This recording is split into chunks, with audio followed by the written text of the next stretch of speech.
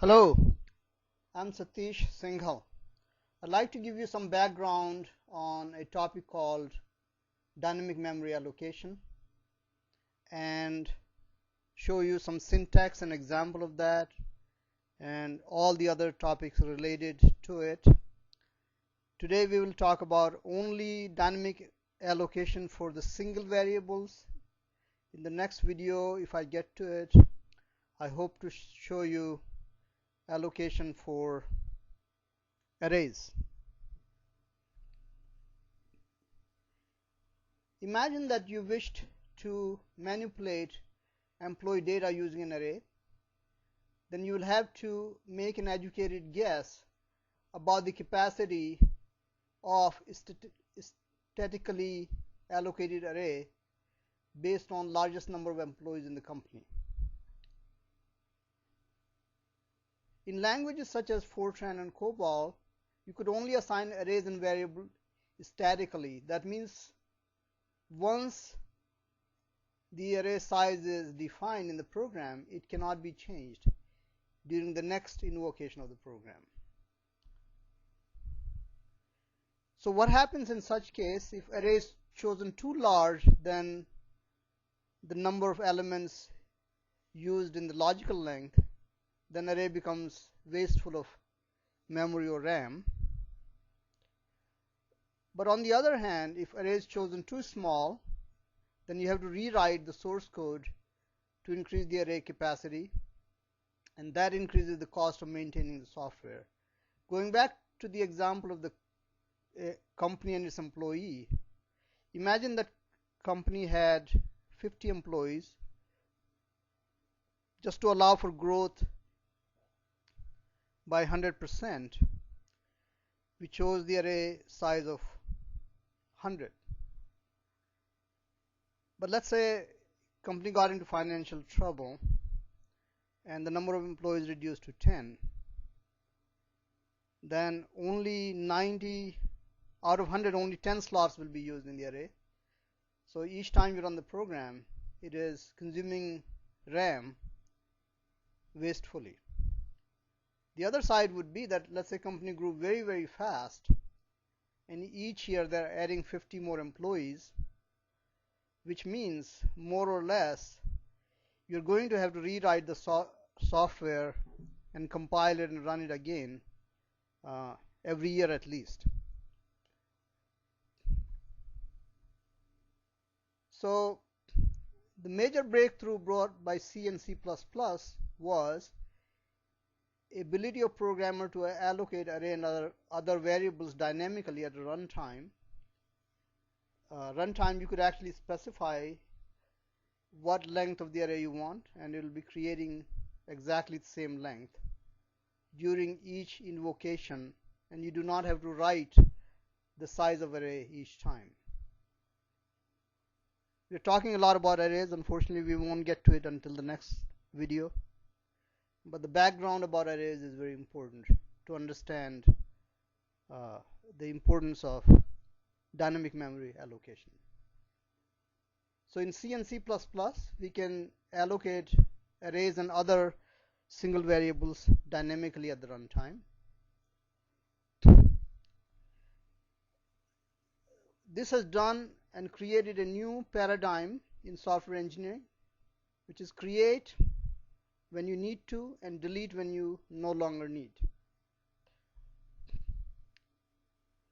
Therefore, in C and C++, you can create and delete variables and arrays dynamically as per your program need.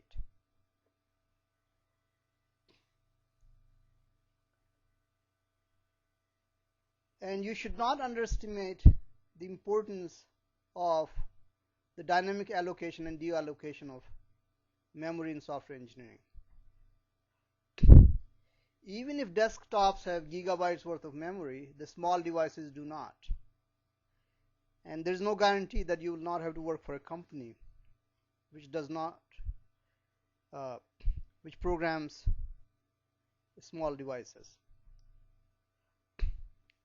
By learning dynamic memory allocation, you can learn to write memory efficient programs, and that will be a habit that will serve you through most of your career. And of course, writing bloatware is just as wasteful as keep building the gas guzzlers. I think they're almost identical thing. Before we even get to dynamic allocation, I want to talk to you about stacks and heaps. Stacks and heaps are two parts of memory used in a computer program. When you write a computer program, your program can use two parts of memory.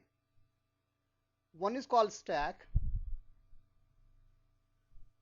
If I declare three variables like here, int a, int b, and int c, they will be created in the stack memory with a protocol called last in first out. This was created first, second, third. When the variable go out of scope, this will be destroyed first, last in first destroyed, then this one, then this one. This behavior is called managing a memory stack. So what that means is that program keeps track as to in which sequence the variables are created, and when they go out of scope, they are destroyed in the sequence reverse of their creation. So here this was created first. When variable go out of scope, this will be created last. Okay? This kind of memory is called stack.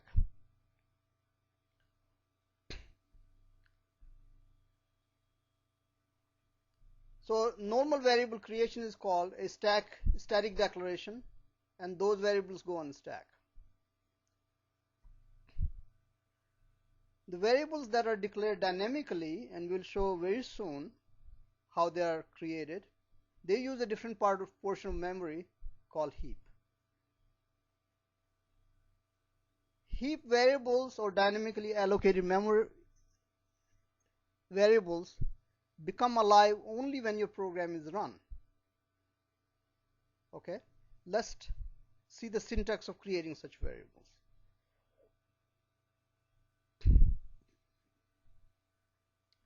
There is an operator new in C++ that is used to create variable dynamically, allocate them on heap. And this operator returns a pointer to the dynamically allocated memory for a variable on the heap.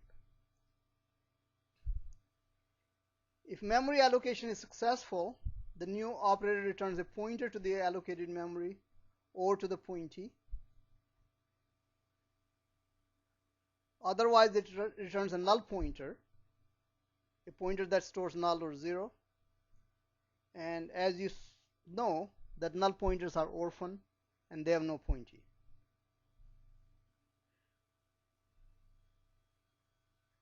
So imagine, okay, I think I'm missing a slide here, just a second, and show.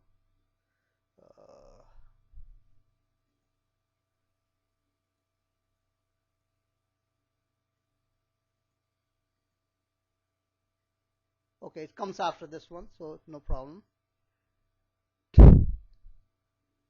I can first create a pointer like this, int asterisk IPTR. This is my RAM cloud. So what it does is it creates a pointer IPTR in the RAM, and at this point it has undefined value in it. This will get created on the stack. And as I said, the contents are undefined at this point, so it is an orphan pointer.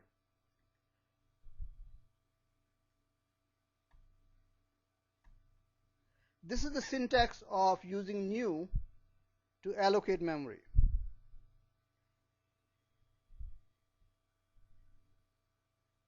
This is the new operator.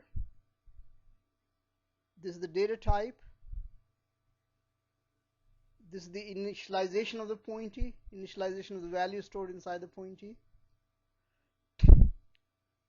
This is the name of the pointer that will store the address of the variable created by new.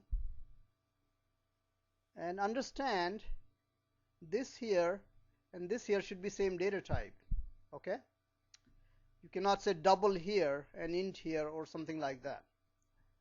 So data type of whatever comes after new must match data type for the pointer. Okay, so operator new, data type, parenthesis, a value that I want to pass to the data type. In case of primitives, I can do that. On the left hand side you have the data type, the asterisk, and the pointer name. When this is done, this is what happens in the RAM. Okay, the new creates a variable of int type on the heap, gives it an address. Imagine that address is 1000. It stores 0 in it because we put 0 here, and then it stores address 1000 of the variable on heap inside the variable IPTR, which is on the left hand side of the expression. In the previous slide I showed a one-step process. In this step I'm showing a two-step process. In this slide I'm showing a two-step process. Okay, but meaning is the same. So this is how new can be used in order to create variables on heap, and we get a pointer returned to those variables. So basically the new creates this pointer and pointy relationship. PTR is the pointer, this is the pointy, which is storing 0.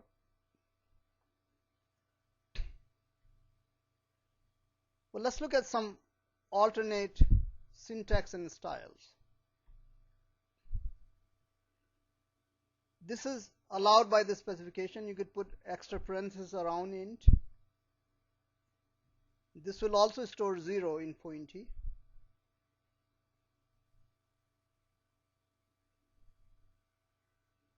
You could do this. You can leave the parentheses here empty. That also stores 0 in the pointy.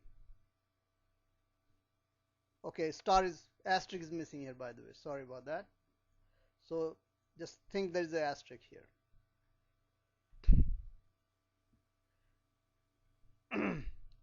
Here's another syntax. New int, which means no parentheses. This will store garbage in the pointy.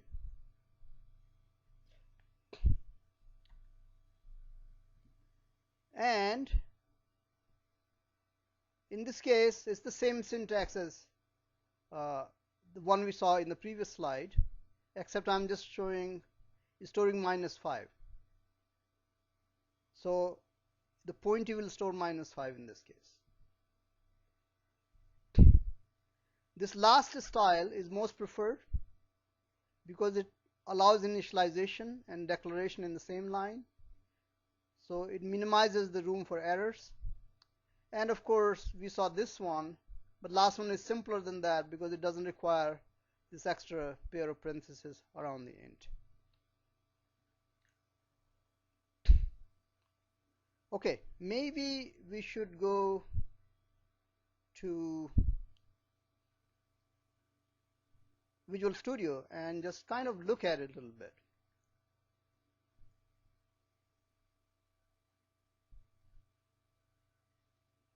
So here I have created a variable on the heap whose pointer is IPTR, and then I'm trying to print it using the pointer. Since I set a value of 5, my program should print 5. Let's just run it, and lo and behold, it does print 5. So that means this variable was created in my program, and then I'm able to print its value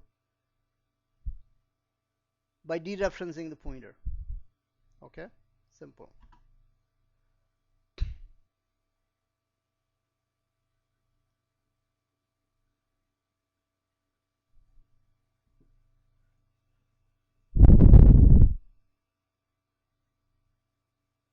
Here are some of the sample declarations. Double asterisk dptr new double 0.0. It'll create a pointee on the heap which will have stored inside it 0.0. Okay. This will create a pointee on the heap which will have a single space stored inside it. It's a character type. This will store, actually create a pointee of Boolean type on the heap which will store false inside it.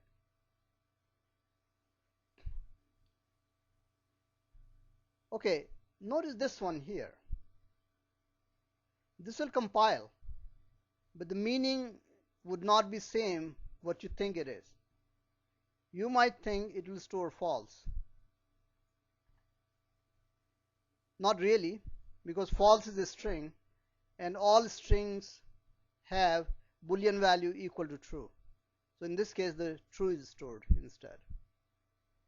As a matter of fact, we can show it to you in the Visual Studio.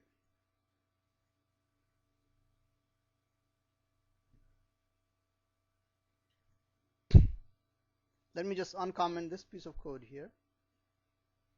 Okay.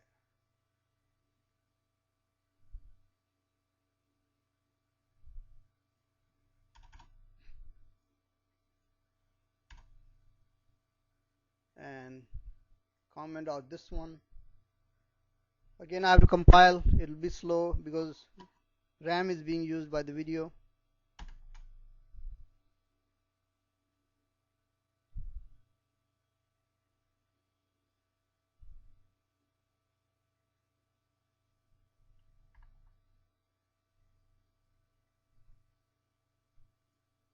Notice here,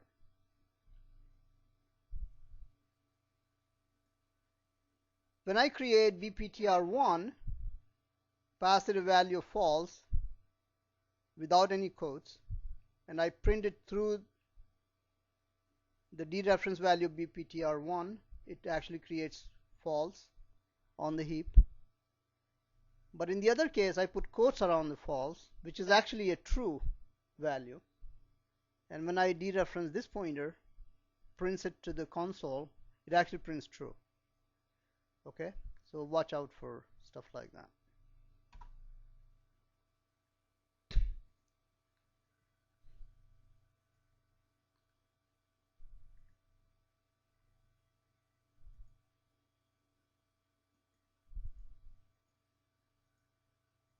Okay, we get to see it one more time. Nameless variables.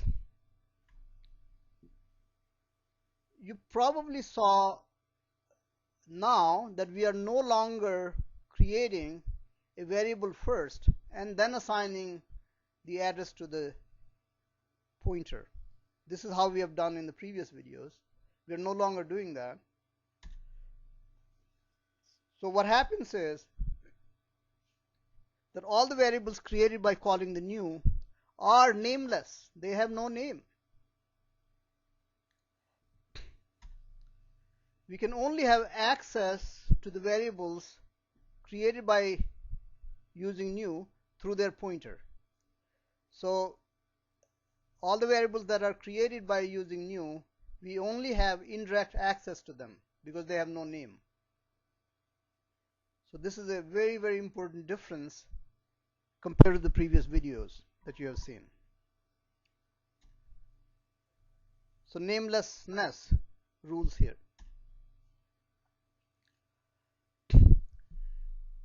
We can also create variables for the user defined type like classes or structures or unions or enumerations. Here I have a student class where I have name as a field, GPA as a field, and then I have this default and explicit constructor combined together. I have two private data members, name and GPA, and in the public portion of the class I have a constructor which takes two default arguments with default values, and then I have initialization list. So this is the constructor that acts for default and explicit constructors both at once. If I do this declaration, student asterisk stuptr new student, nothing inside the parenthesis, the following four things happen. Step number one, the new creates in the RAM, in the heap portion of the memory, an instance of class student, and since this matches the default constructor is called, and as you remember, the default constructor sets the name field to not set and the GPA field to 0.0. And finally, once that right hand side is done, the address of this object created on the heap is stored inside stuptr. If address is 1000, that address is stored here. Okay, so if this is not clear, let's go back and look at the, actually we can go and look at the Visual Studio and see how that works. Let me comment this one out, and let me comment in my student class. So same thing, there's a name field, there's a GPA field, there's a constructor. When default constructor is called, this is set for the name, this is set for the GPA, otherwise the actual values are taken when this constructor is called. I also have toString method here which can be used to print both the name and the GPA. So let me comment out this piece of code here, actually only this one.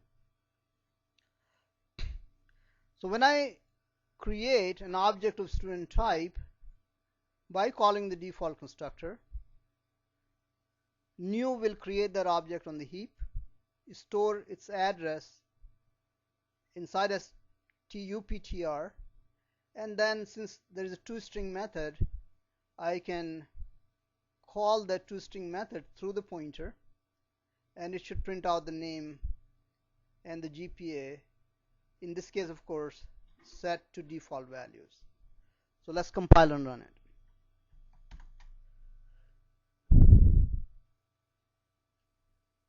Compile is slow as usual.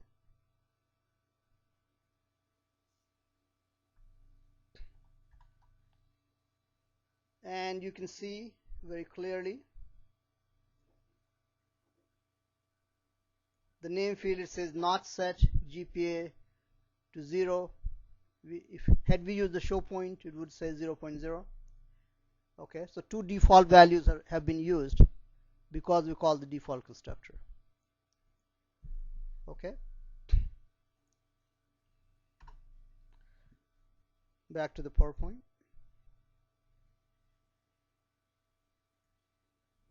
So that's what happens when we create a student object. After new, we call the default constructor. In any case, this is a pointee, this is a pointer.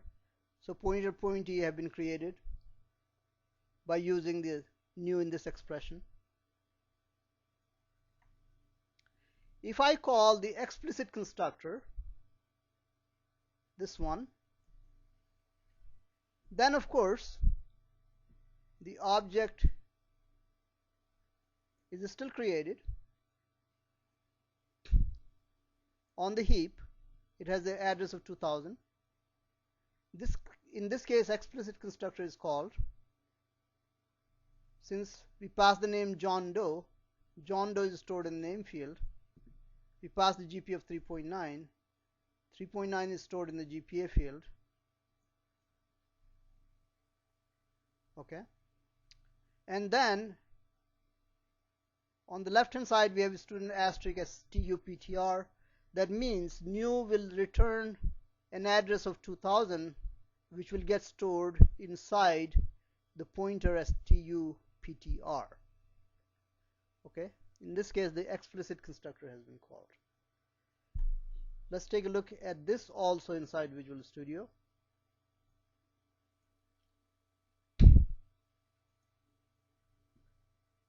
So for that one I just comment out this one and comment in the explicit constructor call. Explicit constructor call, then I'm calling the toString method to print the content of this nameless object on heap. Compile.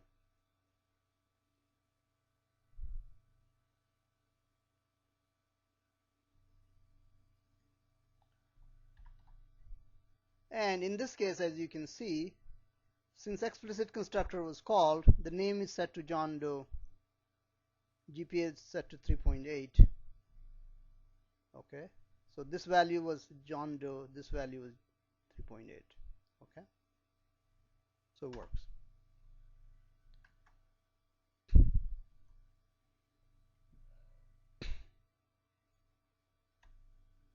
Okay, once again the pointer-pointee relationship has been established.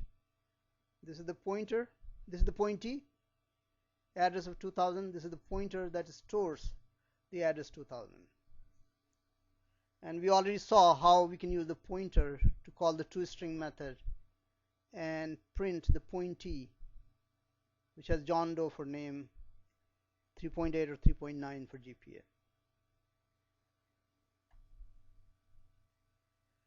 Okay, here's a very important point that might disappoint you a little, but it is important to know that this is how technology works.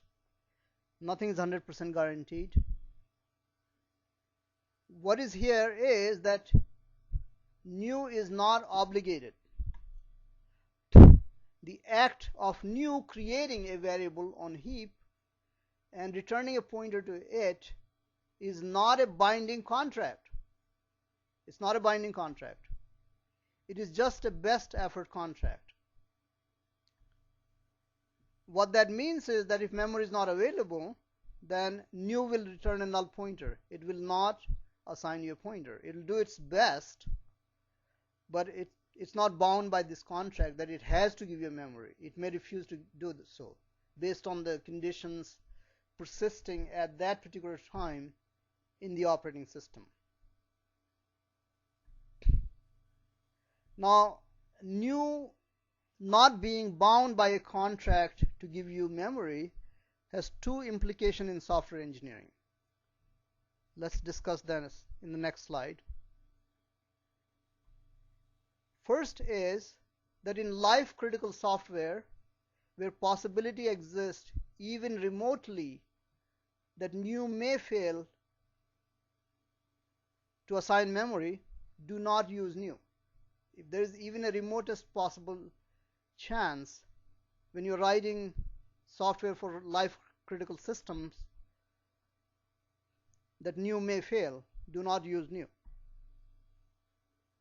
What that means is that you're better off not designing a heart pacemaker software because somebody's life may depend on it, which is actually dependent on the mercy of the new.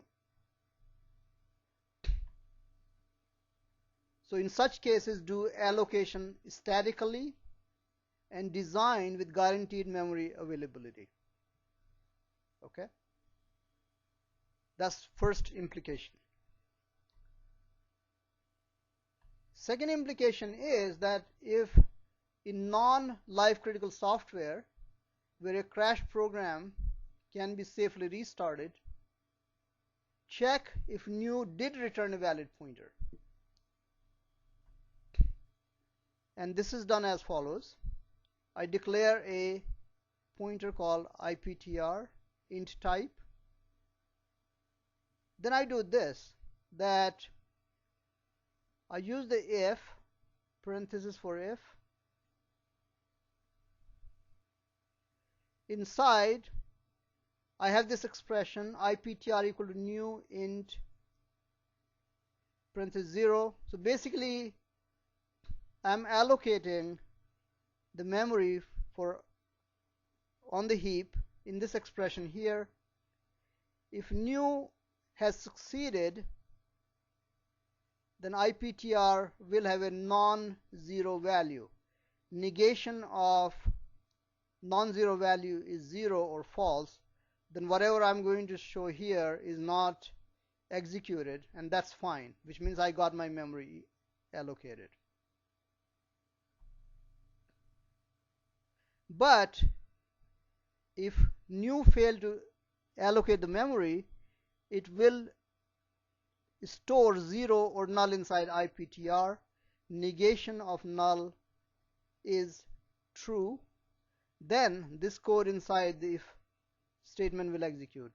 Fail to allocate memory, and then exit 1.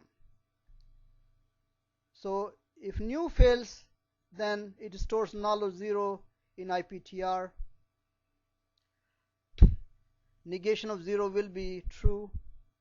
So then if block executes, and then it informs the user of memory failure and provides for safe exit.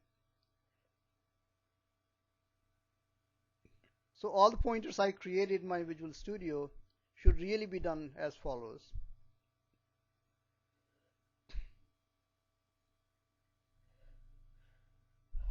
I should say here, I could do it the way I did it in the PowerPoint, like this. Well, I'd put a semicolon here and then say if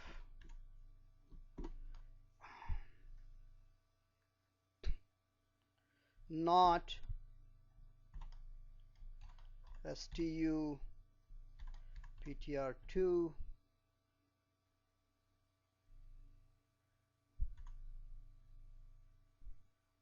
no longer need that,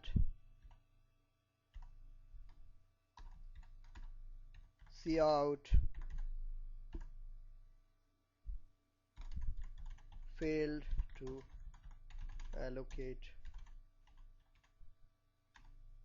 memory,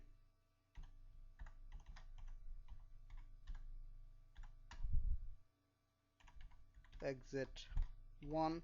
Exit 1 might need an include, but we'll try it without that.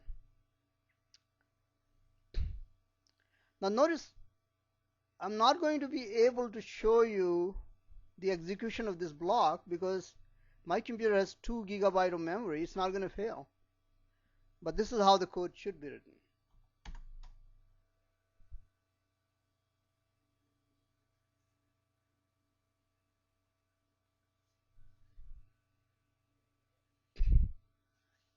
Okay, so it succeeded. Exit 1 succeeded. So nothing will change in this code. Output will still be John Doe and 3.8 because it's not going to fail the memory allocation. See? So nothing has changed as far as output is concerned. But in case, in 1 in a billion case, if it did fail, I would get this message. Okay? So that's how you do it.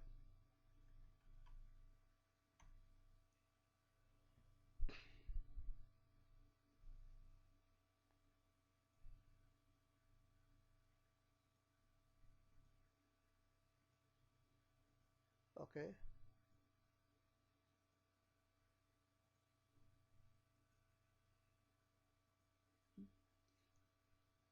So these are all the steps in checking whether new actually created a variable on the RAM successfully or not.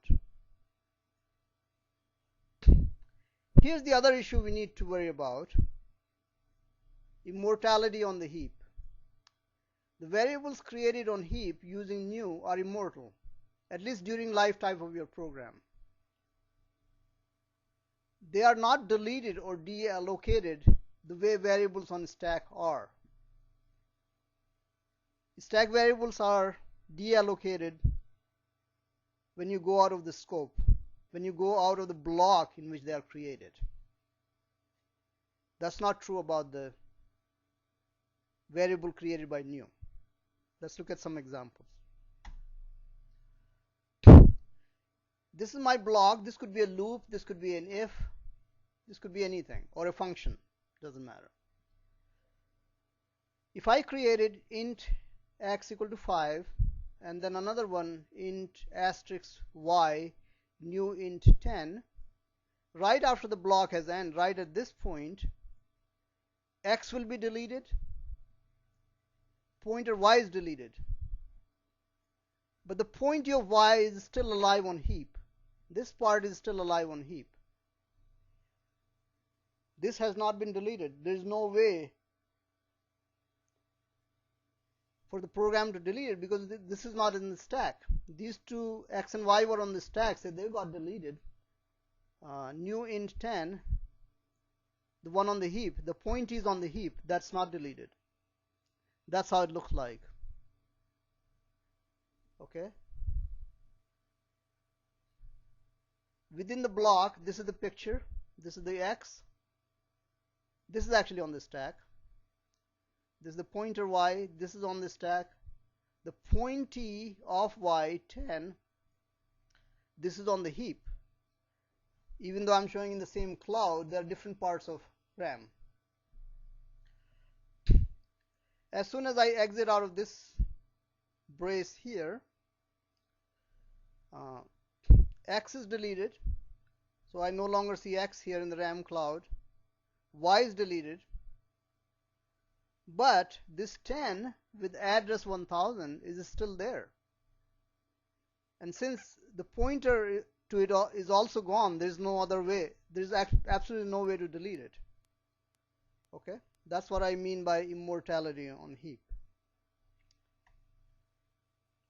So this kind of situation where a pointer to a pointee is deleted, it's no longer there,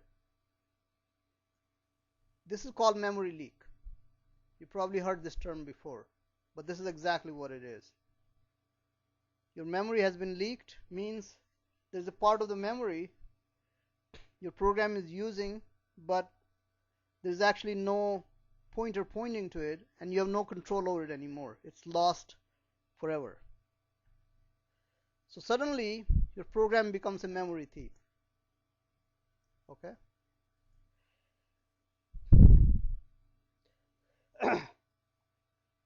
So what you do in these cases is there's an operator called delete to deallocate the memory. Okay. Delete deallocates the memory that was created by the new, and the syntax is as follows. I'll create a variable on the heap with value 0 using the new, address of which is stored in y, and then I use this variable through its pointer in the program. I might have 8, 10, 50, 100 statements here, and once I'm done with it, once I no longer need it, I write this statement, delete y. And what that does is, okay, so you use the keyword delete and the name of the pointer. It deallocates the memory that new created.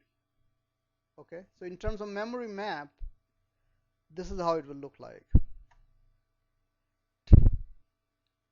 Okay, we'll see memory map in a minute. Or better yet, let's go to PowerPoint and just do it there. I'm into the Visual Studio. So notice here I allocated the memory, didn't do the deallocation. If I'm done with my student object that was created here, I can just write this statement, delete stu ptr2. And again, I'm not going to be able to demonstrate to you that it is gone. I can do that. I can try to print this here, but of course, since it is gone, it's going to give me a program crash message. But basically, once I type the delete and pointer name, whatever memory was allocated to that pointer is deleted at that point. Okay, that's how the new and delete work.